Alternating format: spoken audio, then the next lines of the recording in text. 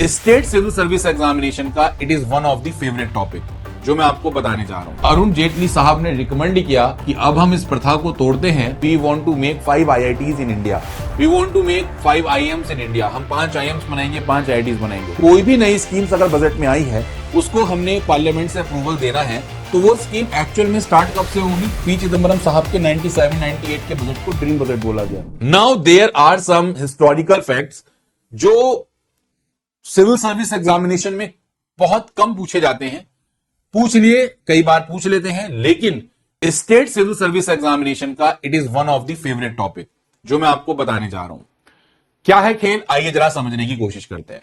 सबसे पहला historical point, fact number 1 for budget. एक एक पॉइंट को ध्यान से समझना है, बहुत इंपॉर्टेंट है, बहुत ज्यादा। मेरे आपको बताना चाहूंगा, सबसे पहले जो बजट था वो आप सबको पता होगा, वो मार्च के फर्स्ट वर्किंग डेज में आपका लाया जाता था। आपको पता है, first working day of March में आपका बजट पहले पेश किया जाता था। सबको जानकारी है, सबको पता है ना। पहले बजट 1 फरवरी को नहीं प्रेजेंट किया जाता था। कुछ साल पहले बजट फरवरी के लास्ट टाइम में या मार्च के फर्स्ट वर्किंग डेज में हमारा बजट प्रेजेंट किया जाता था। ठीक है, ये जो प्रोसेस चला ये 2016 तक चला।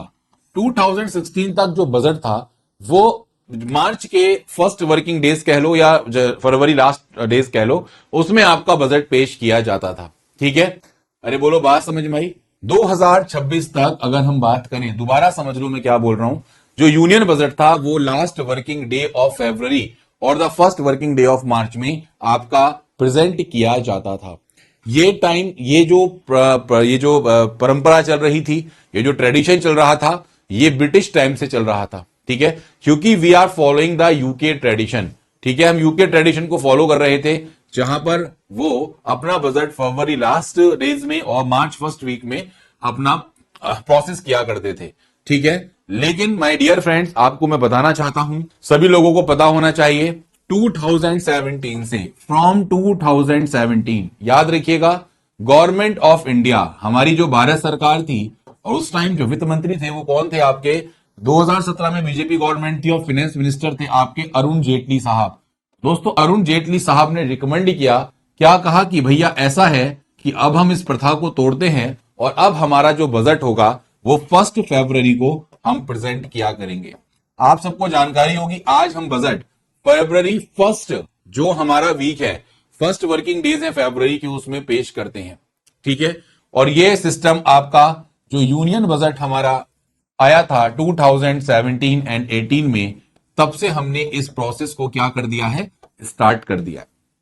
ठीक है, एक तो रीजन ये है माय डियर फ्रेंड्स कि अरुण जेटली साहब ने ब्रिटिश जो ट्रेडिशन चलता आ रहा था उसको दे वांट टू ब्रेक। ठीक है, but the real meaning of this कि लास्ट डेज में पहले मतलब फरवरी के पेश होना, मार्च के फर्स्ट वीक में पेश होना और 1 फरवरी को करना, इसके पीछे का लॉजिक क्या है, पहले जरा इसको समझने की कोशिश करते हैं। ठीक है, टेक्निकली बहुत अच्छे तरीके से इसको लॉजिकली समझेंगे, क्यों किया गया ऐसा, क्यों आपका बजट मार्च से फरवरी शिफ्ट किया गया, क्या रीजन हो सकते हैं, आइए जरा समझने की कोशिश करते हैं। ठीक है, देखो क्वेश्चन तो बहुत आसान है, कुछ सबको पता होगा, फैक्चुअल क्वेश्चन, बट इसका इंप्लीमेंटेशन, इसका एप्लीकेशन, मान लो पेपर में पूछ लिया तो क्या करेंगे आप, इंटरव्यूअर ने पूछ लिया तो क्या करेंगे। तो दैट्स व्हाई मैं आपको यहां का रीजन भी बता दे रहा हूं।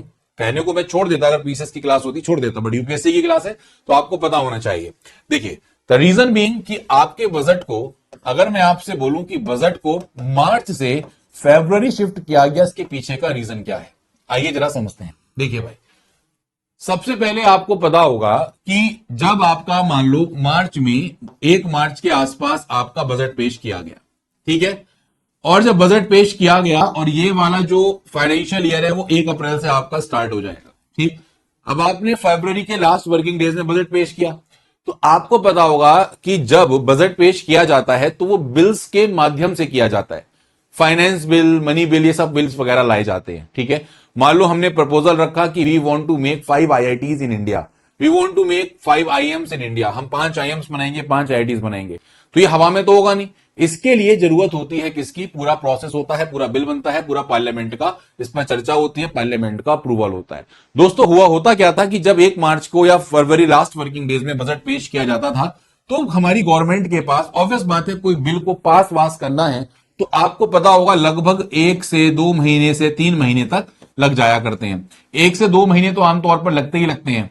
अब ऐसी कंडीशन में क्या होगा, अगर मार्च में बजट पेश होगा तो अप्रैल भी पूरा निकला और मई भी निकल गया नहीं बात समझ में आई? यानी कि financial year already has been started, वो स्टार्ट हो चुका है और अभी भी हम अपने जो बजट के प्रपोजल्स हैं उनको पार्लियामेंट में अप्रूवल दिलवा रहे हैं। तो it will take around 1 to 2 months और 3 months समटाइम्स, राइट? तो आप मुझे बताओ, कोई भी नई स्कीम्स अगर बजट में आई है उसको हमने पार्लियामेंट से अप्रूवल देना है तो वो स्कीम एक्चुअल में स्टार्ट कब से होगी? तो वो स्कीम एक्चुअल में स्टार्ट होगी जून से। बोलो हाँ या ना? ऑलरेडी आपके 2 महीने खराब हो गए, जून से आपने अपनी प्रोसेस को स्टार्ट किया। ऐसे ही होता है। इसमें दोस्तों टाइम वेस्ट हुआ करता था बहुत ज्यादा। तो अब क्या हुआ, अब जब इसको फरवरी में शिफ्ट कर लिया तो हमारे पास ये कोशिश रहती है कि पूरा फरवरी का मंथ और पूरा मार्च का मंथ हमारे पास रहता है।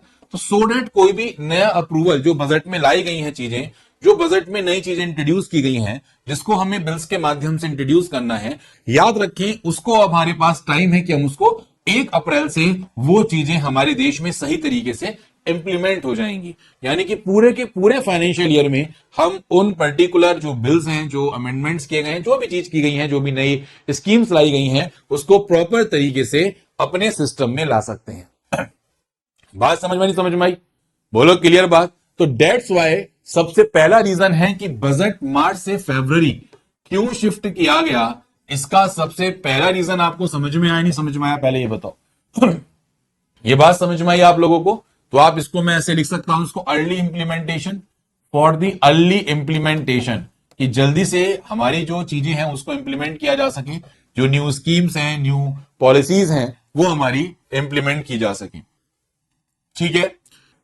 दूसरा, अगर आप यहां पर सिस्टम देखेंगे, दूसरा इंपॉर्टेंट रीजन क्या था, है ना? दूसरा इंपॉर्टेंट रीजन क्या था, कोई बताएगा आप में से? जी यस, दूसरा इंपॉर्टेंट रीजन था better expenditure management. Better expenditure management shift करने के पीछे एक और रीजन था। द रीजन इज कि पहले जब साल का एंड आया करता था, यानी कि 31 मार्च आया करता था, है ना? अब ये भैया 1 अप्रैल, मान लो लेट सपोज 1 मार्च 2016 को बजट पेश हुआ, तो 1 अप्रैल 2016 से लेकर और ये 31 मार्च 2017 तक होगा नहीं होगा? पहले ये बताओ, होगा? लेट सपोज होगा। अब क्या हुआ, पहला जैसे ही साल का एंड आया यानी कि मार्च आ गया, तो डिपार्टमेंट्स क्या करते थे, जल्दी जल्दी पैसा खर्च करने लग जाते थे। जो पैसा उनको अलॉट हुआ है वो जल्दी जल्दी खर्च करने लग गए। ठीक है। अब क्योंकि यहां पर ये शिफ्ट हो गया है तो अब रश नहीं करते खर्च करने में पैसा डिपार्टमेंट्स। अब पहले प्लानिंग करेंगे प्रॉपर, पहले प्लानिंग होती है प्रॉपर तरीके से। तो इससे क्या हुआ, एक्सपेंडिचर मैनेजमेंट प्रॉपर हो गया है। पहले एक्सपेंडिचर कुछ भी करके कि जल्दी जल्दी में एक्सपेंडिचर कर दिया, तो अब वो जल्दी जल्दी वाला एक्सपेंडिचर खत्म हो गया। इससे डिसिप्लिन एफिशिएंसी आपकी मेंटेन हुई। ठीक है। तीसरा इंपॉर्टेंट रीजन मैं आपको और बताता हूं, डेट इज वेरी इंपॉर्टेंट, कि जो हमारी एग्रीकल्चर साइकिल होती है, आप सबको पता होगा कि एग्रीकल्चर में सेम फसलें तो होती नहीं है भाई, कभी रबी की फसल है, कभी खरीफ की है, कभी जायद की है, राइट? तो एग्रीकल्चर साइकिल के साथ प्रॉपर कोऑर्डिनेशन यहां पर अगर हमें देखना था तो उसके लिए भी याद रखें ये डेज शिफ्ट किए गए। मतलब क्या है, देखो जब फरवरी में बजट आता है तो किसानों के लिए कई सारी स्कीम, सब्सिडीज और फंड्स गवर्नमेंट लेके आती नहीं आती, बोलो। अब नाउ क्या हो रहा है कि अब किसानों को टाइम पर मिल जाते हैं। अब खरीफ सीजन आपका मान लो जून से स्टार्ट है ना? तो जून से पहले ही गवर्नमेंट किसानों को पैसा दे देती है। तो एग्रीकल्चर साइकिल के साथ कोऑर्डिनेशन होगा तो हमारे देश में अच्छा खासा प्रोडक्शन हमारे किसानों के द्वारा भी कर लिया जाता है। तो एक रीजन ये आपको देखने को मिला। ठीक है। इसी तरीके से एक रीजन और क्या था, एक रीजन था कि प्रॉपर तरीके से फिस्कल प्लानिंग याद रखेंगे and coordination. Fiscal planning and coordination ये क्या है, इसको जरा समझते हैं। फिस्कल प्लानिंग एंड कोऑर्डिनेशन कैसे किया गया? देखिए, जब बजट पहले आता था तो मिनिस्ट्रीज के पास जो था वो क्या होता था, ज्यादा टाइम होता था। जब पहले बजट आया, मान लो फरवरी में आया, तो मिनिस्ट्रीज के पास ज्यादा टाइम हुआ नहीं हुआ? बोलो, हुआ। और जब वो अपने एनुअल प्लान्स बनाएंगे और उसे इंप्लीमेंट करेंगे तो उसके उनके पास ज्यादा टाइम रहेगा चीजों का। तो डाटा बेस्ड डिसीजन, यानी कि कोई भी डिसीजंस लेने हो, कोई भी प्लानिंग करनी हो, या कोई भी कोऑर्डिनेशन करना हो, उसमें आपको इंप्रूवमेंट देखने को मिलेगी नहीं मिलेगी? तो बस वही चीज याद रखिएगा, बेटर कोऑर्डिनेशन और बेटर फिस्कल प्लानिंग जब हमने बजट को आपका पेश किया 1 फरवरी को, तो हमें यहां पर देखने को मिली है, ये चीज ध्यान रखेंगे, ठीक है। और इसी के साथ साथ सबसे आखिरी में है एक हमारी जो कॉलोनियल लीगेसी है क्या है? कॉलोनियल लीगेसी, उसको भी हमें ब्रेक करना था, यानी कि जो ब्रिटिश टाइम से ये परंपरा चलती आ रही थी उसको हमें एंड करना था, हमें रिफॉर्म्स करने थे, मॉडर्नाइज करना था अपना बजट सिस्टम। दोस्तों इसी तरीके से ये कुछ रीजंस हैं जो बजट को मार्च से फरवरी की ओर शिफ्ट करते हैं। इसमें से कोई भी पॉइंट आपको समझ में ना आया हो तो मुझे बता दें। मैं इतना डेप्थ में आपको इसलिए पढ़ाता हूं माय डियर फ्रेंड, मैं चाहूं तो इसको ना पढ़ाता, किसी भी क्लास में किसी भी कोचिंग में ये नहीं पढ़ाया जाता, पढ़ाया ही नहीं जाता है, मैं आपको लिटरली बता रहा हूं। बट जब दोस्तों पढ़ाया नहीं जाता तो अभी पेपर में क्वेश्चन आ जाता है ना। मेरा अप्रोच क्या रहता है कि पहले मैं जब बेसिक्स आपको पढ़ाता हूं बजट के, तो मेरा आज यहां मेरी 7 साल पुरानी, 8 साल पुरानी, 10 साल पुरानी क्लास देखेंगे तब भी मेरी यही अप्रोच मिलेगी आप लोगों को, ठीक है। नहीं समझ रहे क्या बोल रहा हूं? और उसी अप्रोच में मैं आपको हर चीज बताता हूं कि ये रिवेन्यू डेफिसिट ऐसे निकलता है, रिवेन्यू रिसिप्ट ऐसे निकलती हैं, ये तरीका होता है। वही क्वेश्चन पेपर में आ गया। टीचर्स क्या करते हैं, बजट 2025 आया, उसके नोट्स उठाए, उसकी वीडियोस बनानी शुरू कर दी, सब पढ़ाते हैं, हम भी पढ़ाएंगे, बट फोकस ये चीज का भूल जाते हैं, बेसिक्स का फोकस भूल जाते हैं सब लोग। और वहीं से क्वेश्चन 2 क्वेश्चन पेपर में आए थे इस बार 2025 में। तो you never know UPSC what can UPSC कुछ भी पूछ सकता है, यूपीएससी कैन आस्क एनीथिंग, ठीक है। सो हमें अपने पैटर्न्स को मेंटेन करना है कि whatever the question is coming in our paper, हम उससे डील कर सके, हमें पता हो उसके बारे में ऐसा क्यों किया गया, क्या रीजंस हो सकते हैं, राइट। चलिए now we have another second important, यानी कि पहला फैक्ट आपका हो गया। Now we have second important fact. Second important fact बहुत इजी है, आप सबको पता होगा दोस्तों। आप सबने जानकारी होगी कि पहले क्या हुआ करता था, पहले हमारे देश में रेल बजट हुआ करता था, सबको जानकारी है। एक होता था रेल बजट, क्या होता था बेटा, रेल बजट, और एक होता था हमारा जनरल बजट। तो आपको जानकारी होगी अभी हमारे देश में पहले रेलवे बजट और जनरल बजट, या इसको आप क्या बोल सकते हैं दोस्तों, इसको आप बोल सकते हैं यूनियन बजट। पहले ये अलग अलग हुआ करते थे, पहले आप रेल बजट पेश करते थे, फिर आप यूनियन बजट पेश किया करते थे, ठीक है, ऐसे होती थी प्रोसेस।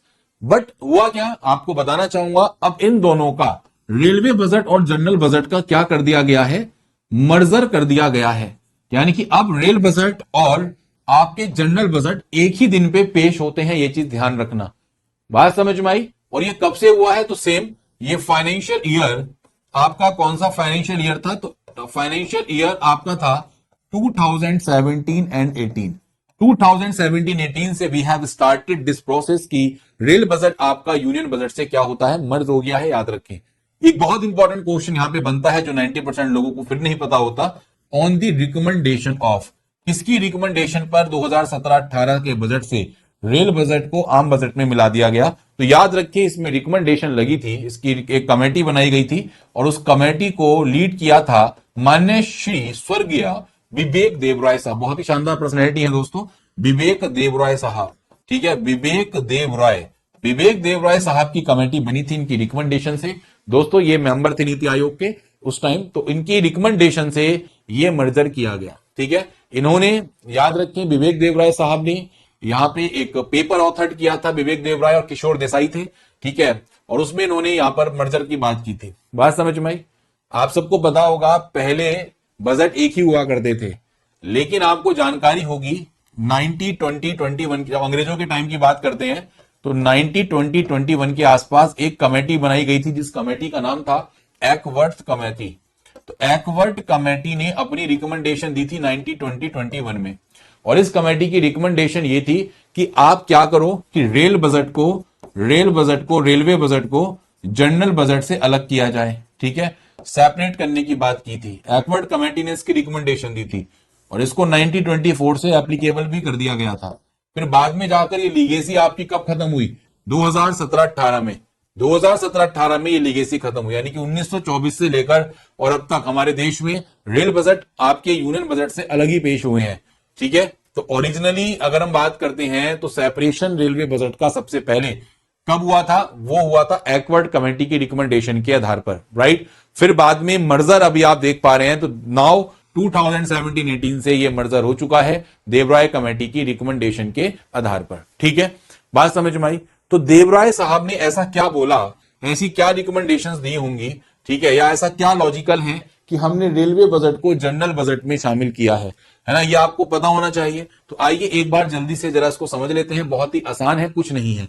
सबसे पहला दोस्तों रीजन रहा है, सबसे पहला रीजन मैं यहां पर कीवर्ड लिख देता हूं जिससे आपको दिक्कत ना हो। Reason for rail budget, railway plus आपका जनरल बजट के मर्जर का क्या रीजन है, ठीक है, ये यहां पर मैंने मेंशन कर दिया।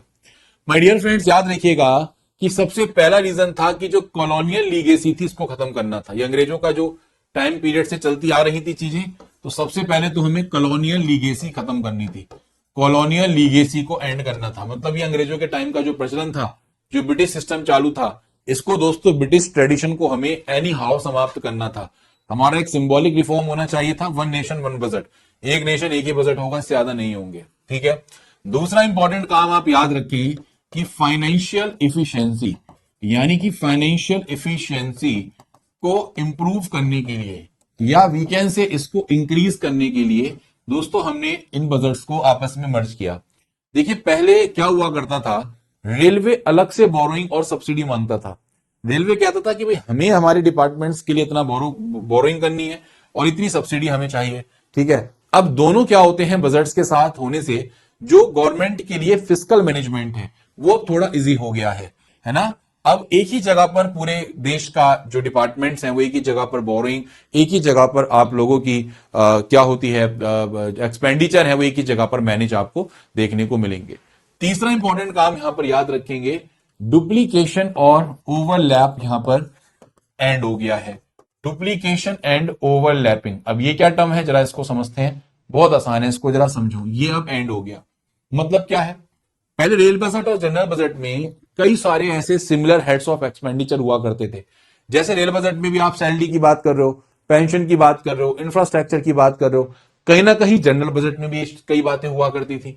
तो मर्ज होने के बाद जो डुप्लीकेशन है कि भाई आप रेल बजट में भी वही बात कर रहे हैं, जनरल बजट में भी बात कर रहे हैं, तो डुप्लीकेशन मर्ज होने के बाद डुप्लीकेशन एंड हुआ और एक क्लैरिटी आप लोगों की यहां पर इंक्रीज हुई है कि हाँ भाई एक प्रॉपर क्लैरिटी यहां पर रखी जाएगी कि बजट हमने एक किया है। ठीक है, अरे बोलो क्लियर बात है, नहीं क्लियर बात है? ठीक है, नेक्स्ट आपका है, नेक्स्ट रीजन है investments and infrastructure. Investment and infrastructure बहुत ध्यान से समझेंगे, it's very important point guys. Investment and infrastructure जो प्लानिंग है, ठीक है, उसको हमें क्या करना था, स्ट्रीमलाइन करना था।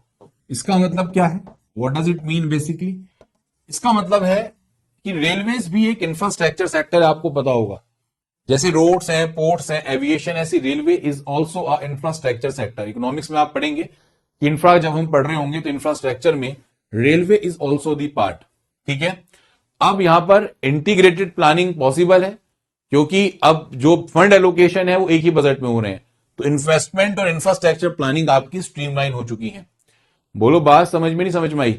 एक बहुत इंपॉर्टेंट काम यहां पर यह हुआ कि पहले सब्सिडी जो गवर्नमेंट दिया करती थी एंड लॉस जो गवर्नमेंट को हुआ करते थे, इसके बीच में ट्रांसपेरेंसी आपको देखने को मिल रही है। What does it mean basically? देखो रेलवे पे गवर्नमेंट सब्सिडी देने का सिस्टम बड़ा कंफ्यूजिंग हुआ करता था। अब मर्ज होने के बाद क्या हुआ है कि सब्सिडीज और ग्रांट, जो भी कुछ ग्रांट वगैरह देनी है, वो क्लियर आपकी पिक्चर दिखती है, यानी कि फिस्कल ट्रांसपेरेंसी यहां पर आप लोगों की बढ़ गई। बोलो क्लियर हुआ? एक चीज और याद रखें, एक टर्म होती है इंडियन पॉलिटी में, बेटा ये this is not important for paper point of view, paper में नहीं आएगा, ये मैं पहले ही बता दे रहा हूं, ये मैं सिर्फ आपकी नॉलेज के लिए बता रहा हूं। जो चीज आपको समझनी है बस ये समझनी है जो मैं आपको सबसे पहले लिख रहा हूं, ये इंपॉर्टेंट पॉइंट है। इसी तरीके से आप लोगों का ये इंपॉर्टेंट पॉइंट है, ठीक है, कब से आपका बजट कब से स्टार्ट हुआ, फिर आपका ये इंपॉर्टेंट पॉइंट है। तो आपको जो इंपॉर्टेंट है वही पढ़ना है फिलहाल, ये मैं आपको आपकी नॉलेज के लिए बता दे रहा हूं जिससे आपको याद रहे कि ऐसा क्यों हुआ होगा। देखिए एक और रीजन यहां पर था रेल बजट और जनरल बजट को मर्ज करने का, दैट इज पॉलिटिकल पॉपुलिज्म। क्या बोला? पॉलिटिकल पॉपुलिज्म को क्या करना है, कंट्रोल करना है। अब ये पॉलिटिकल पॉपुलिज्म कैसे कंट्रोल होगा? देखो दोस्तों, होता क्या था, रेल बजट जब आया करता था तो हर साल जो फेयर हुआ करते थे और जो नई ट्रेन अनाउंस हुआ करती थी वो वही हुआ करती थी जो मोस्टली पॉपुलिस्ट स्टेट थे, जहां पे ज्यादा जनता है। मर्ज होने के बाद ये ट्रेंड कम हुआ है। अब फोकस इस चीज पर किया जा रहा है कि हम लॉन्ग टर्म रिफॉर्म्स करें, है ना। अगर हम रेलवे सेक्टर की बात करें, किसी चीज की बात करें, तो लॉन्ग टर्म यहां पर रिफॉर्म्स पर अब आजकल फोकस करने की बात की गई है। ये चीज ध्यान रखें। नाउ फैक्ट नंबर 3 जो आपको याद रखना है, फैक्ट नंबर 3 आपसे पूछेंगे कि हमारे इंडिया का सबसे फर्स्ट फॉर्मल बजट था, first formal budget of India, ये किसके द्वारा प्रेजेंट किया गया था? सबसे पहला फॉर्मल बजट। तो याद रखेंगे, सबसे first formal budget of India was presented bye, एक पर्सन का नाम याद रखना, the name of that person is James Wilson. James Wilson ने सबसे पहला दोस्तों फॉर्मल बजट पेश किया था और ये किया था 7 अप्रैल 1860 को। और आप सब जानते हैं ये आपका ईस्ट इंडिया का टाइम चल रहा है, ईस्ट इंडिया का टाइम चल रहा है ना, वही टाइम चल रहा है। अरे बोलो, अरे नहीं भाई, है ईस्ट इंडिया का टाइम चल रहा है भाई। ब्रिटिश रूल में आप लोगों का सबसे पहला जो बजट पेश किया गया हमारे देश में, वो कब किया गया? वो किया गया जेम्स विल्सन के द्वारा 7 अप्रैल कब? 1860 को। ठीक है, याद रहेगा सब लोगों को, कोई दिक्कत तो नहीं। चलिए, दूसरा क्वेश्चन आपसे पूछा जाता है, फैक्चुअल क्वेश्चंस हैं but these are very important. First budget of, next fact is first budget of independent India. पहला बजट ऑफ इंडिपेंडेंट इंडिया, हमारा देश कब आजाद हुआ था? तो you know very well about it, 15 of August 1947 को देश हमारा आजाद हुआ। और जब इंडिया हमारा इंडिपेंडेंट हुआ तो फर्स्ट जो इंडिपेंडेंट इंडिया का बजट पेश किया गया था वो किया गया था, याद रखेंगे, 26 नवंबर 1947 को। और ये किसके द्वारा किया गया था? तो ये किया गया था आर के षणमुखम शेट्टी साहब के द्वारा। कौन थे व्यक्ति जिन्होंने पेश किया था? आर के षणमुखम। मैं एक एक वर्ड लिख रहा हूं, जरा ध्यान से समझेंगे। आर के षणमुखम शेट्टी, जिनके द्वारा सबसे पहला आपका क्या किया गया दोस्तों? बजट पेश किया गया इंडिपेंडेंट इंडिया का। कब किया गया? 26 ऑफ नवंबर 1947 को। I hope the point is totally clear to you guys. Next fact number 5 आपसे पूछेंगे, first budget of republic India, यानी कि गणतंत्र भारत का फर्स्ट बजट किसके द्वारा पेश किया गया और कब किया गया? माय डियर फ्रेंड्स, हमारा देश रिपब्लिक कब हुआ? 26 जनवरी 1950 को, राइट। और उसके बाद पहला जो बजट पेश किया गया था वो किया गया था 28 ऑफ फरवरी 1950 को। और ये बजट उस time first budget of republic India जो पेश किया गया था, that was presented by John Mathai. किसके द्वारा? John Mathai had presented this budget, ठीक है। और उस टाइम के फाइनेंस मिनिस्टर हुआ करते थे और माननीय श्री जवाहरलाल नेहरू जी का प्राइम मिनिस्टर का कैबिनेट था, याद रखिएगा। This is the first budget of republic India. I hope the point is totally clear to you guys. तो ये कुछ इंपॉर्टेंट फैक्ट्स हैं जो आपको ध्यान रखने हैं। बहुत इंपॉर्टेंट फैक्ट्स आपको देखने को मिलेंगे पेपर पॉइंट ऑफ व्यू से, याद रहेगा सबको, पक्का? चलिए, नाउ फैक्ट नंबर 6 आपको याद रखना है, लॉन्गेस्ट बजट स्पीच का रिकॉर्ड किसके नाम है? तो बेटा लॉन्गेस्ट बजट स्पीच किसने दी आज तक? तो याद रखें, ये रिकॉर्ड है ताई जी के पास, निर्मला सीतारमण जी के पास। निर्मला सीतारमण जी के पास सबसे लॉन्गेस्ट सीतारमण जी के पास सबसे लॉन्गेस्ट बजट स्पीच का रिकॉर्ड है। माय डियर फ्रेंड्स, ये रिकॉर्ड कितने घंटे का है?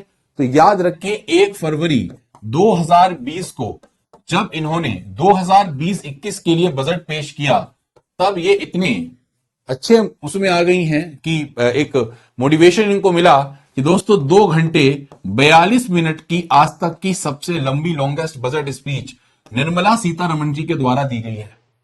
ठीक है, इन्हीं के नाम दूसरा रिकॉर्ड है, इन्हीं के नाम एक रिकॉर्ड और है। जुलाई 2019 में इन्होंने ये जो बजट स्पीच दी थी वो 2 hours 17 मिनट्स की दी थी। तो ये आप ध्यान रखेंगे, सबसे लॉन्गेस्ट बजट स्पीच का रिकॉर्ड किसके नाम है? तो निर्मला सीतारमण जी के नाम आपको देखने को मिलेगा। ये पॉइंट याद रखेंगे, याद रहेगा सबको?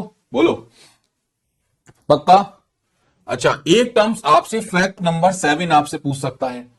फैक्ट नंबर 7 पूछ सकता है, the the longest by world count. नहीं समझे कि जो वर्ड है, सबसे ज्यादा वर्ड, सबसे ज्यादा शब्द अगर हम काउंट करें longest by world world count, तो याद रखें ये आपकी मनमोहन सिंह जी के नाम रिकॉर्ड है। मनमोहन सिंह, मान्य श्री मनमोहन सिंह जी के नाम पे रिकॉर्ड है। मनमोहन सिंह जी फाइनेंस मिनिस्टर कब थे? तो 1991 के दरमियान थे। तो 1991 की जो बजट स्पीच थी, ठीक है, उसमें आप लोगों के मनमोहन सिंह जी का नाम आपको देखने को मिलेगा। और इसमें my dear friends total 18650 words आपको देखने को मिले। तो एक हिस्टोरिकल फैक्ट्स आपको ये याद रखना है कि the longest by word count याद रखेंगे। निर्मला सीतारमण जी की स्पीच आपकी लॉन्गेस्ट बजट स्पीच है, बट वर्ड काउंट की बात करेंगे तो मनमोहन सिंह जी की बजट स्पीच में सबसे ज्यादा वर्ड काउंट है। ठीक, अरे बोलो, क्लियर बात है? किसी को कोई इशू, कोई परेशानी, कोई दिक्कत पेपर में? बस ये आपकी नॉलेज के लिए बता रहा हूं, these are not much important, याद रखेंगे। चलिए next, fact number 8। Fact number 8 क्या है भाई? सबसे पहले जो बजट प्रेजेंट हुआ करता था टिल ईयर 2000 तक, टिल ईयर 2000 तक आपका जो बजट था वो प्रेजेंट हुआ करता था 5 PM पे। पहले ब्रिटिशर्स के वहां हुआ करता था, है ना? ब्रिटिशर्स की लीगेसी चल रही थी, क्योंकि ब्रिटिशर्स ने अपने लंदन के अकॉर्डिंग टाइम मैच किया हुआ था, राइट? अगर हमारे 5 है तो उनके वहां दोपहर हुआ करती थी, नून हुआ करता था। तो हमने इस ट्रेडिशन को तोड़ा और फ्रॉम ईयर याद रखिए 2001 में हमारे वित्त मंत्री थे, कौन थे? मान्य श्री यशवंत सिन्हा साहब। तो यशवंत सिन्हा साहब ने इस ब्रिटिश ट्रेडिशन को तोड़ने की बात करी, रिकमेंड किया कि यशवंत सिन्हा साहब ने कि हम इस जो ये लीगेसी चल रही है उसको हम तोड़ देते हैं, ठीक है। और इसको तोड़ने की जब बात की गई तो दोस्तों ये बजट जो आपका पेश किया गया ये 11 AM पर हमने स्टार्ट कर दिया। नाउ हमारे देश में आप देखते हैं 11 बजे बजट प्रेजेंट किया जाता है। सिया का क्वेश्चन है, सर 2019 में आपने जुलाई क्यों लिखा? बेटा आपको मैं बता दूं, एक टर्म याद रखेंगे सभी एस्पिरेंट्स, सभी लोग याद रखेंगे, जितने भी साल हमारे देश में इलेक्शन होंगे, ठीक है, जितने भी साल हमारे देश में इलेक्शन होंगे, जैसे 2019 में हुए थे, 2024 में हुए हैं, उसके बाद 2029 में होंगे, इससे पहले 2014 में होंगे, उससे पहले 2007 में हुए थे, राइट? तो व्हाट आई 7 नहीं, ये 2000 कब हुआ? 9 में, है ना? 9 में, ठीक है। तो 2009, 4, 19, 24, 29 एक्चुअल में होता क्या है, मैं आपको क्लियर कर दूं, जितने भी हमारे इलेक्शन ईयर्स होंगे तो उसमें उस बजट को हम क्या बोलते हैं? Interim budget. क्योंकि इसके पीछे का रीजन क्या है वो भी मैं आपको बता देता हूं, इंटरिम बजट क्यों बोलते हैं। देखिए, इंटरिम बजट इसलिए बोलते हैं कि जब भी मान लीजिए इलेक्शंस होते हैं, समझ रहे हैं आप? तो अब इलेक्शंस मान लो आपके मई जून में इलेक्शंस हैं, ठीक है, और आपने बजट पेश कर दिया। अब आपकी मान लो एनडीए की गवर्नमेंट है, बीजेपी की गवर्नमेंट है, बीजेपी की गवर्नमेंट ने चुनावी वर्ष में बजट पेश किया, समझना ध्यान से। 1 फरवरी को मान लो उन्होंने बजट पेश किया, करती है गवर्नमेंट, हर साल चुनावी वर्ष में इंटरिम बजट पेश किया जाता है। अगर उन्होंने बजट पेश किया, एक मान लो जनरल बजट होता है, अब मान लो मई जून के बाद जब चुनाव होते तो उसके बाद उसी वर्ष में सरकार आ जाती, यूपीए गवर्नमेंट, या हम कह सकते हैं कांग्रेस की सरकार आ जाती। तो कोई सरकार किसी प्रीवियस सरकार के बजट को नहीं मानती है, आप जानते हैं अच्छे तरीके से। तो वो क्या करती, पूरी गवर्नमेंट की जो मेहनत थी बेकार हो जाती, वो अपना नया बजट स्टार्ट करती, पूरा नए सिरे से स्टार्ट करती। तो इसलिए जिस ईयर भी आपके इलेक्शंस होते हैं, तो फॉर दी कन्वीनियंस की कोई दूसरी गवर्नमेंट आके हमारे बजट को तहस नहस ना कर दे, तो for the safety point of view यहां पर निकाला जाता है इंटरिम बजट। और इंटरिम बजट आप लोगों का याद रखें, कुछ ही महीनों के लिए निकाला जाता है, पूरे साल के लिए नहीं होता है, कुछ ही मंथ के लिए, जब तक चुनाव होते हैं तब तक के लिए काम करता है, ठीक है। उसके बाद नई सरकार चुनी जाती है, नई सरकार चुनने के बाद फिर वो दोबारा से लाती है कौन सा? यूनियन बजट, या हम कह सकते हैं general budget. I hope the point is clear.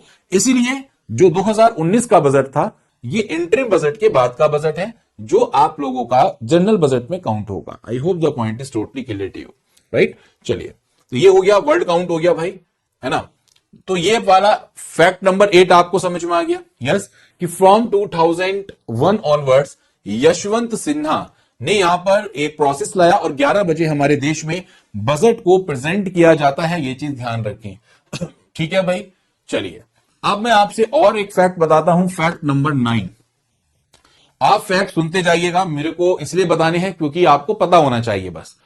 Fact number 9 ये कहता है हमारे देश में एक ब्लैक बजट आया था भाई, और वो ब्लैक बजट कब आया था? 1973-74 में। उस टाइम हमारे देश में वित्त मंत्री थे माननीय श्री वाई वी साहब। कौन? वाई वी चौहान साहब हैं। वाई वी चौहान साहब के द्वारा एक बजट पेश किया गया।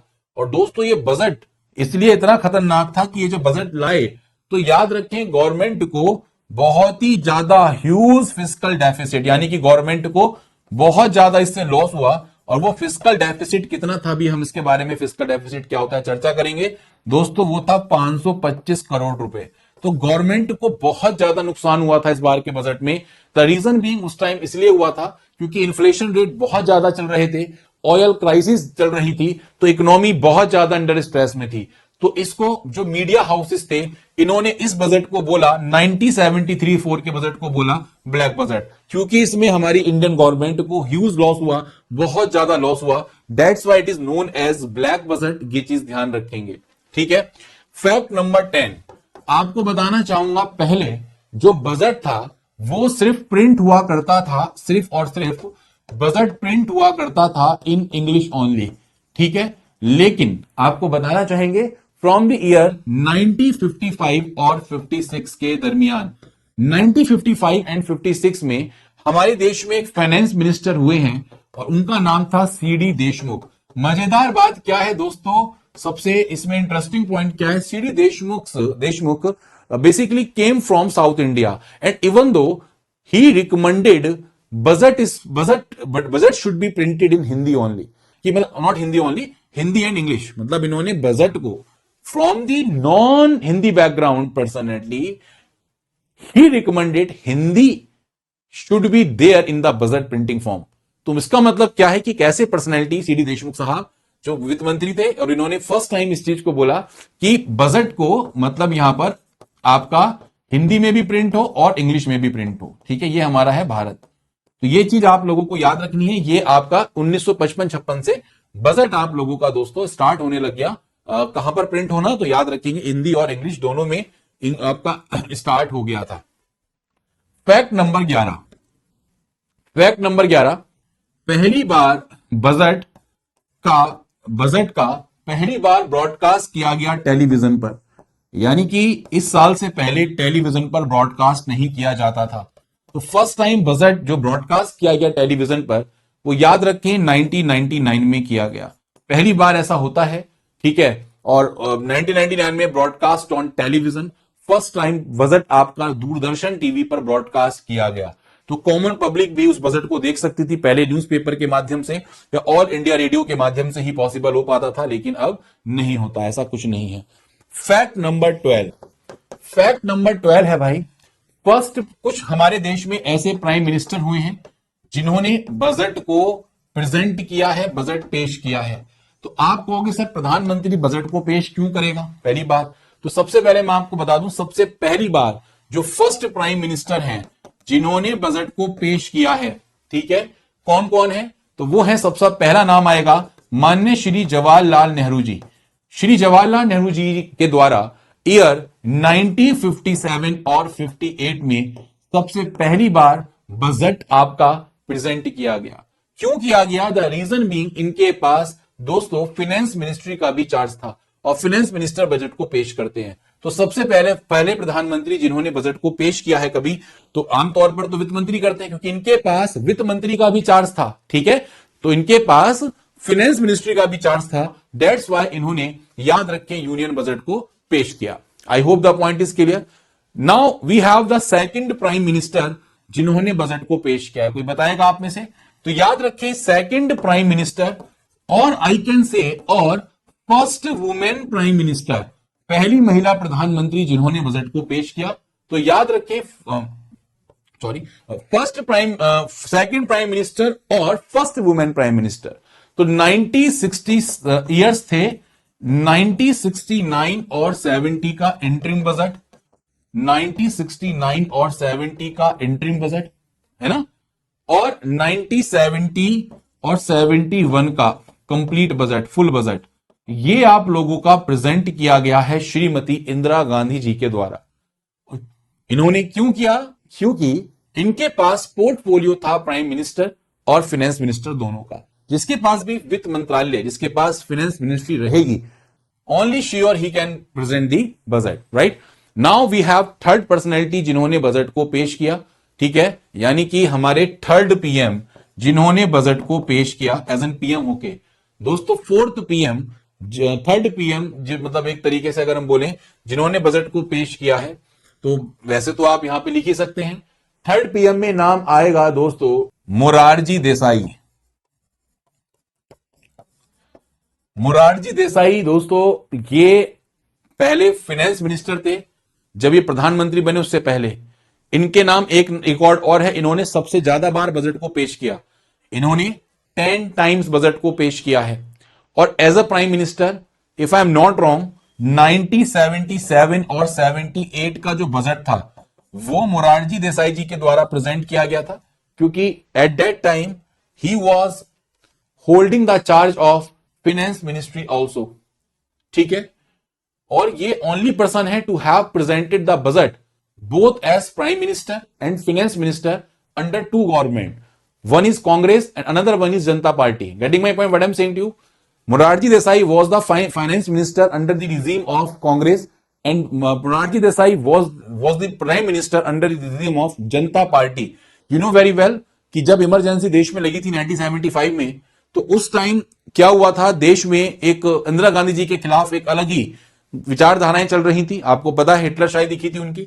तो उसके बाद ये स्वाभाविक था कि कोई ना कोई दूसरा प्रधानमंत्री, प्राइम मिनिस्टर शुड बी, मतलब हेयर देश में आना चाहिए। Eight that time Janata party सत्ता में आई और जनता पार्टी ने अपना जो कैंडिडेट यानी कि अपना जो नेता चुना वो मोरारजी देसाई को चुना। तो प्रधानमंत्री होने के नाते वो जनता पार्टी से रहे और फाइनेंस मिनिस्टर कांग्रेस से रहे। तो ये एकमात्र ऐसे प्रधानमंत्री हैं, और आप यू कैन से कि only person to have presented the budget, प्रधानमंत्री होने के नाते और वित्त मंत्री होने के नाते दोनों टाइम इन्होंने बजट को पेश किया है। अगर मैं मनमोहन सिंह जी की बात करूं तो Manmohan Singh was the finance minister, तो उन्होंने फाइनेंस मिनिस्टर होने के नाते बजट पेश किया, ना कि प्राइम मिनिस्टर होने के नाते। प्राइम मिनिस्टर वो बने, लेकिन उस टाइम फाइनेंस मिनिस्टर आपके दूसरे थे, प्रणब दा थे, आपको पता होगा, जब मनमोहन सिंह जी का टेन्योर था तो वो बजट पेश किया करते थे। तो ये चीज आपको ध्यान रखनी है। इसके अलावा हमारे नेक्स्ट पीएम एक प्रधानमंत्री और है, दैट इज राजीव गांधी। राजीव गांधी ये हमारे प्रधानमंत्री हैं जिन्होंने 1987-88 का बजट एज एन प्रधानमंत्री और फाइनेंस मिनिस्टर का इनके पास पोर्टफोलियो था। देखो दो चीजें होती हैं बेटा, ध्यान देना।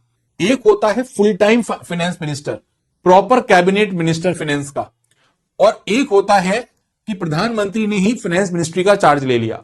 समझने बात, दोनों में अंतर है। तो जब जब प्रधानमंत्रियों ने, प्राइम मिनिस्टर्स ने फाइनेंस मिनिस्ट्री का चार्ज लिया है, तब तक हम ये कहेंगे कि वो प्रधानमंत्री जिन्होंने बजट को पेश किया है। तो वीपी सिंह का जब रिजाइन हुआ था तो उसके बाद हमारे ये आपके इनको पोर्टफोलियो मिल गया था, ठीक है।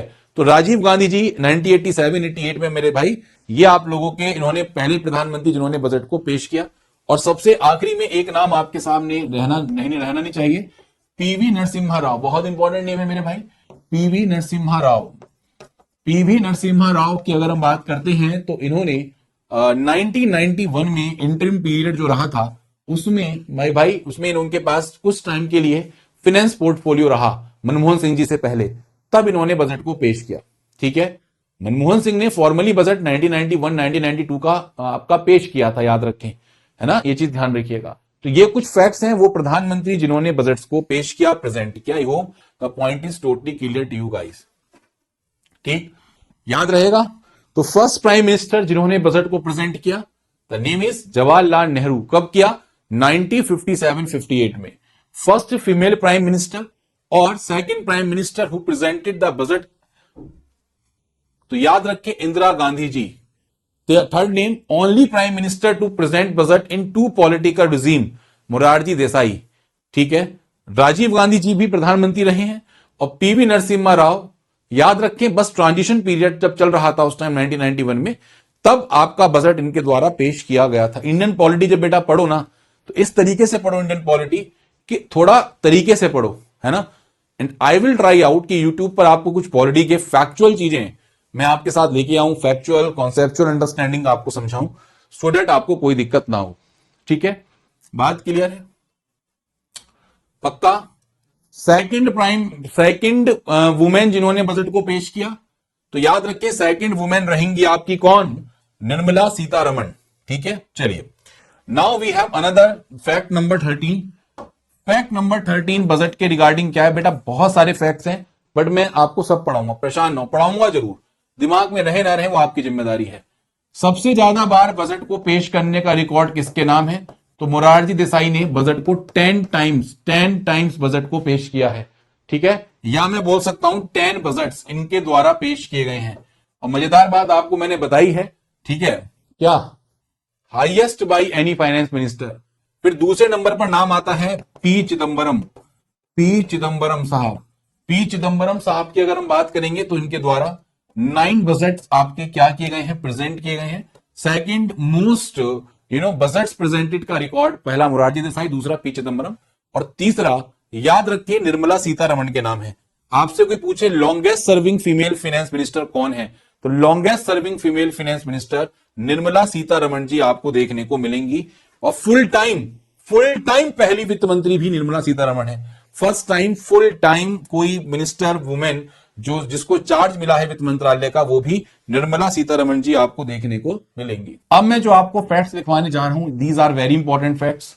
ठीक है, कई क्वेश्चन ऐसे पेपर में बेटा आ जाते हैं, हम अवेयर नहीं होते, एक नंबर फालतू का कट जाता है, इतना पढ़ते हैं और क्वेश्चन हमारे मन मुताबिक ना आए तो बेकार है ना। तो मैं थोड़ा सा आप लोगों को इसके बारे में बताऊंगा, अभी सारी बजट्स बताऊंगा, सारे कंप्लीट, उसके बाद फिर आपको ज्ञान दिया जाएगा। मेरा काम ही यही है कि मैं आपको बेसिक से एडवांस तक पढ़ाऊं। हिस्टोरिकल चल रहा है तो हिस्टोरिकल ही है वो, याद रखो। फैक्ट नंबर 14 में सबसे पहले कुछ मैं पॉइंट बताऊंगा आपको, उसको जरा दिमाग में फीड कर लेना, काफी इंपॉर्टेंट पॉइंट्स हैं। ठीक है, आइए जरा समझते हैं। देखो 1973 और 74 का बजट, जैसे कि मैंने आपको बताया, इसको हमने बोला ब्लैक बजट। ये नाम जरूर याद रखना, बहुत इंपॉर्टेंट नेम है पेपर पॉइंट ऑफ व्यू से। ठीक है, और इसमें गवर्नमेंट को कितना फिस्कल डेफिसिट हुआ था, तो गवर्नमेंट को इसमें टोटल जो फिस्कल डेफिसिट हुआ था वो 525 करोड़ रुपए इसका हुआ था। ठीक है, फिर एक बजट आपको याद रखना है 1987 और 88 का बजट। ये बजट राजीव गांधी जी के द्वारा पेश किया गया था और इस बजट को बोलते हैं कंप्यूटर बजट। क्या नाम है बेटा, कंप्यूटर बजट इसको बोलते हैं। कंप्यूटर बजट इसको इसलिए बोलते हैं कि ये वो टाइम था जब राजीव गांधी जी ने कंप्यूटराइजेशन और मॉडर्न टेक्नोलॉजी को बहुत ज्यादा प्रमोट किया। इनफैक्ट इतना प्रमोट किया था कि गोल्ड तक गिरवी रख दिए थे। और आज आप देख रहे हैं मॉडर्नाइजेशन और कंप्यूटराइजेशन का कितना बड़ा रोल आज हमारे देश में, पूरी अर्थव्यवस्था ही यही चीज चला रही है, कंप्यूटर और मॉडर्नाइजेशन। तो उस पर पहले प्रधानमंत्री जिन्होंने काम किया वो थे राजीव गांधी जी। ठीक है, इसके अलावा एक बजट है हमारा 1991 का, 1992 का बजट, बहुत इंपॉर्टेंट है, कई बार पेपर में पूछा जा चुका है। यह बजट बेसिकली प्रेजेंट किसने किया था, तो डॉक्टर मनमोहन सिंह जी ने प्रेजेंट किया था। डॉक्टर मनमोहन सिंह, आपको पता ही है। ब्लैक बजट किसने पेश किया था, तो वाईवी चवन साहब ने किया था, यह भी मैंने आपको बता दिया, वाईवी चवन। दोस्तों जो 1991 1992 का बजट है, इसको कई नामों से जानते हैं। पहला नाम इसको जानते हैं, याद रखें, इसको जानते हैं न्यू इकोनॉमिक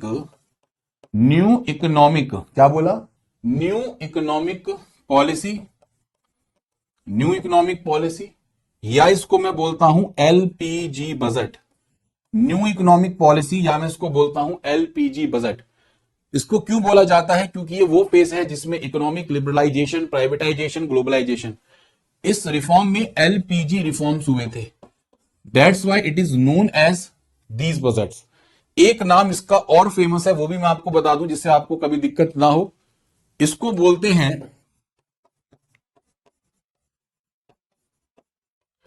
अब इसको क्या प्रोनाउंस करेंगे वो आप देख लेना। ठीक है, कुछ इपोकाल बोलते हैं, कुछ इपोकल बोलते हैं, कुछ इपोहल बोलते हैं, जो बोलना हो बोल दो। 1991-2 के बजट को इपोहल बजट भी बोलते हैं। द रीजन बीइंग, बहुत सारे रीजंस हैं, क्योंकि ये वो फेज था, जब मैं आपको एलपीजी पढ़ाऊंगा ना तब आपको समझ में आ जाएगा। फिलहाल इतना समझ लो 2 लाइन में कि ये वो पीरियड था जब हमारे देश में इकोनॉमिक क्राइसिस थी, जरूरत थी देश में एक न्यू इकोनॉमिक पॉलिसीज लाने की। ये वो टाइम पीरियड है जब एंड ऑफ लाइसेंस राज हो रहा था। हमारे देश में टैक्स और फिस्कल रिफॉर्म्स की जरूरत थी, एफडीआई ग्लोबल इंटीग्रेशन की जरूरत थी।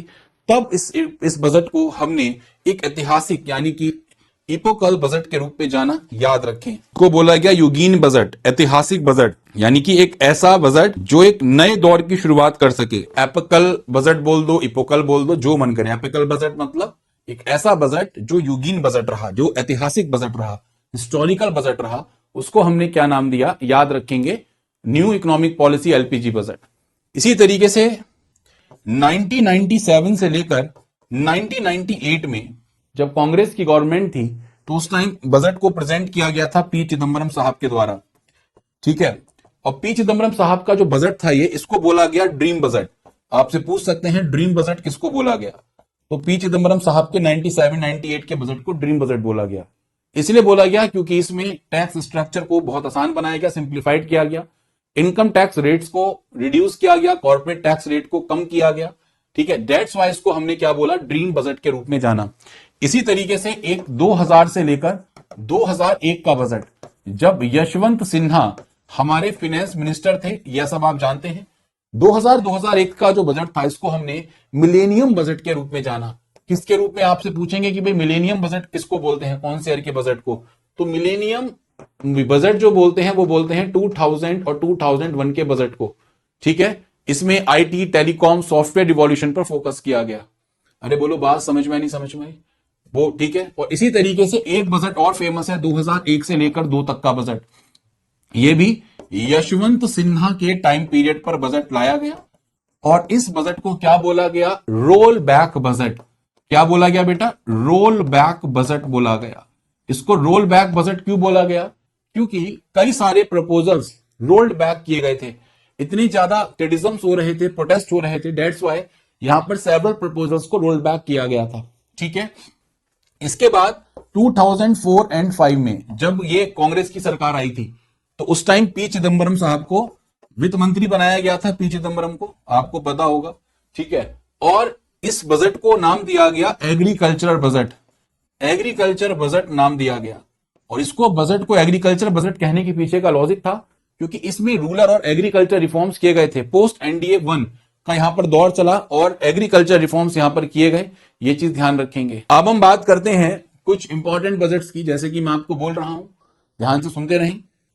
2014-15 का बजट, 2014-15 का बजट अरुण जेटली साहब के द्वारा इस बजट को प्रेजेंट किया गया था और इसको बोला गया मेक इन इंडिया बजट। इसको मेक इन इंडिया बजट इसलिए बोला गया, द रीजन बीइंग आप सब जानते हैं क्योंकि इसमें मैन्युफैक्चरिंग, डिफेंस, एफडीआई और इंफ्रास्ट्रक्चर को फोकस किया गया था। इसमें we have focused manufacturing sector, defence sector, FDI and infrastructure, ठीक है। इसी तरीके से 2016 और 17 का बजट, ये बजट आपका याद रखें अरुण जेटली जी के टाइम पीरियड पे था और इसको हमने नाम दिया था मर्जर बजट। क्या नाम दिया था, मर्जर बजट नाम दिया था, है ना, क्योंकि इसमें रेल बजट और जनरल बजट को आपका मर्ज किया गया। अरे बोलो बात समझ में नहीं समझ में आई। इसी तरीके से 2017-18 के बजट, ये भी अरुण जेटली जी के टाइम पे आया और इसको हमने नाम दिया था रिफॉर्म बजट। इसको हमने रिफॉर्म बजट का नाम क्यों दिया, तो रीजन बीइंग इसमें हमने 1 फरवरी को डेट शिफ्ट करी थी, ठीक है। और इसमें एक प्लान नॉन प्लान क्लासिफिकेशन किया करते थे, वो हमने अबॉलिश किया था। अभी बताऊंगा वो क्या है, अभी इतना समझ लो, ये जो मैं बोल रहा हूं समझ में आ गया जी, क्लियर। 2019 और 2020 का बजट, ये निर्मला सीतारमण जी के द्वारा दिया गया था। वेरी इंपॉर्टेंट, इसको बोला गया नया भारत बजट।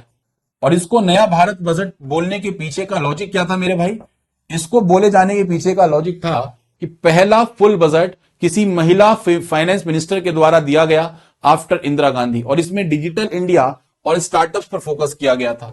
यह पहला बजट था जिसमें डिजिटल इंडिया और स्टार्टअप पर फोकस किया गया था, ठीक है। ये बेटा सारा हिस्टोरिकल चल रहा है, आपको इसमें टेंशन नहीं लेनी है, बस समझना है, ठीक। इसके अलावा 2020 और 2021 ये दौर आप सबको पता ही है। कोविड-19 का बजट आप इसको बोल सकते हैं कोविड-19, ये भी निर्मला सीतारमण जी के द्वारा पेश किया गया था। इसमें पेंडेमिक रिलीफ कैसे हो, आत्मनिर्भर भारत पैकेज की बात की गई। अब ये बहुत इंपॉर्टेंट है 2021-22 का बजट, मोस्ट इंपॉर्टेंट है। निर्मला सीतारमण जी के दो ही आपके बजट इंपॉर्टेंट है, 2021-22 एंड दिस वन 2019 एंड 20। देखो 2021-22 में क्या हुआ, इस बजट को बोला गया पेपरलेस बजट, यानी कि ये पहला ऐसा बजट था जिसमें टैबलेट पर, पेपरलेस बजट यानी कि जो टैब्स होते हैं ना आपके, टैबलेट जो होते हैं, तो ये टैबलेट के थ्रू प्रेजेंट किया गया था, कोई पेपर नहीं थे, कंप्लीटली पेपरलेस बजट था। तो पहला हमारे देश में completely paperless budget Nirmala Sitharaman ji ने 2021-22 में पेश किया था। ठीक है, बात समझ आ रही नहीं समझ में आ रही। इसी तरीके से 2022-23 के बजट को नाम दिया गया अमृतकाल बजट। क्या नाम दिया गया? अमृतकाल बजट। ये बस आपको दिमाग में फीड करने हैं, ठीक है, क्योंकि इसमें हमने नेक्स्ट 25 इयर्स के लिए विजन क्रिएट किया था, डिजिटल इकोनॉमी इंफ्रा पर काम किया गया था। बात समझ में आई। और फिर आया 2023-24 का दौर। 2023-24 के दौर को हमने फर्स्ट अमृतकाल बजट बोला। क्या बोला? फर्स्ट अमृतकाल बजट, ठीक है, फर्स्ट अमृतकाल बजट इसको बोला। और 2024-25 का जो बजट था उसको हमने विकसित भारत बजट बोला। इंटरिम बजट जो आया था उसको हमने क्या बोला था? विकसित भारत। इतना पढ़ना है और पढ़ने की जरूरत नहीं है, ठीक है, इतना this is more than sufficient. दोस्तों ये कुछ इंपॉर्टेंट फैक्चुअल चीजें थी जो मैंने आपको बता दी है, ठीक है। These are some historical points जो आपको समझने थे। I hope these points are totally clear to you guys. पक्का समझ में आ गए सब बच्चों को? कोई दिक्कत तो नहीं? ये हमारा हिस्टोरिकल फैक्ट्स एंड होता है, ठीक।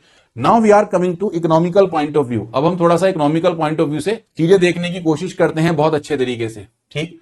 इकोनॉमिकल पॉइंट ऑफ व्यू में सबसे पहली बात आपको याद रखनी है, हमारे देश में एक मंत्रालय है जिसको बोलते हैं मिनिस्ट्री ऑफ फाइनेंस, वित्त मंत्रालय। इस वित्त मंत्रालय में देयर आर सेवरल डिपार्टमेंट्स, और इन डिपार्टमेंट्स में एक डिपार्टमेंट है जिसका नाम है डिपार्टमेंट ऑफ इकोनॉमिक अफेयर्स। क्या बोला? डिपार्टमेंट ऑफ इकोनॉमिक अफेयर्स, ठीक है, आर्थिक मामलों का विभाग। इस विभाग में ये कोर डिपार्टमेंट है मिनिस्ट्री ऑफ फाइनेंस का। इसका काम है डिपार्टमेंट का इकोनॉमिक पॉलिसीज बनाना, बजट को फॉर्मुलेट करना, पब्लिक फाइनेंस के बारे में काम करना और मैक्रो इकोनॉमिक मैनेजमेंट करना। इस डिपार्टमेंट में देयर आर 2 डिवीजन। एक डिवीजन इसमें है बजट डिवीजन और एक डिवीजन इसमें होती है that is economic division. There are 2 division in this particular department, budget division and economic division. My dear friends एक चीज ध्यान रखेंगे कि जो बजट डिवीजन होती है वो क्या बनाती है? तो बजट डिवीजन बनाती है बजट्स को, बजट डिवीजन बनाती है बजट को, और जो इकोनॉमिक डिवीजन होती है ये फॉर्मुलेट करती है इकोनॉमिक सर्वे ऑफ इंडिया। अभी क्या होता है इसके बारे में बाद में चर्चा करेंगे, फिलहाल समझो इकोनॉमिक सर्वे बनाती है इकोनॉमिक डिवीजन, बजट डिवीजन बनाती है आपकी बजट, ठीक है। इसको हेड कौन करता है? तो इसको हेड करते हैं, हेडेड बाय, याद रखेंगे, चीफ इकोनॉमिक एडवाइजर। जो हमारे चीफ इकोनॉमिक एडवाइजर हैं उनके अंडर ये होता है? नहीं होता है, याद रखिए।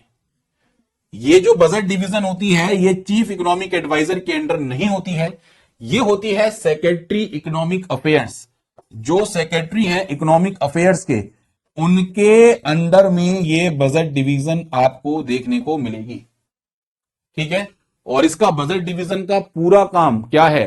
पूरा का पूरा बजट में कितना एक्सपेंडिचर आएगा, कितना रिवेन्यू आएगा, उसका एस्टिमेशन सारी मिनिस्ट्री से करने का काम किसका है? बजट डिवीजन का है। फिर ये क्या करती है? फिर ये डिपार्टमेंट कोऑर्डिनेट करता है डिवीजन किसके साथ? डिपार्टमेंट ऑफ रेवेन्यू से पूछ लिया, department of expenditure NITI Aayog से सब कुछ पूछा जाता है, कोऑर्डिनेट किया जाता है। फिर ये बनाते हैं एनुअल फाइनेंशियल स्टेटमेंट्स, ठीक है, finance bill, demand for grants कितने की जरूरत है। I hope the point is totally clear to you guys और नॉट, ठीक है। बाकी चर्चा कभी इसकी बाद में करेंगे, कोई दिक्कत नहीं है। अच्छा एक चीज ध्यान रखें, आपसे पूछें कि कौन सी डिवीजन FRBM एक्ट का इंप्लीमेंटेशन करती है, यानी कि fiscal responsibility budget management act, तो वो यही डिवीजन होती है, याद रखें। फिलहाल अभी FRBM एक्ट आप नहीं जानते हैं, बस इतना पता होना चाहिए, ठीक। इसी तरीके से इकोनॉमिक डिवीजन की बात करते हैं दोस्तों। इकोनॉमिक डिवीजन की अगर हम बात करते हैं तो इसको लीड करते हैं आपके चीफ इकोनॉमिक एडवाइजर, मुख्य आर्थिक सलाहकार इसको क्या करते हैं, लीड करते हैं। और इनका मेन काम क्या है, इकोनॉमिक सर्वे ऑफ इंडिया को प्रिपेयर करना।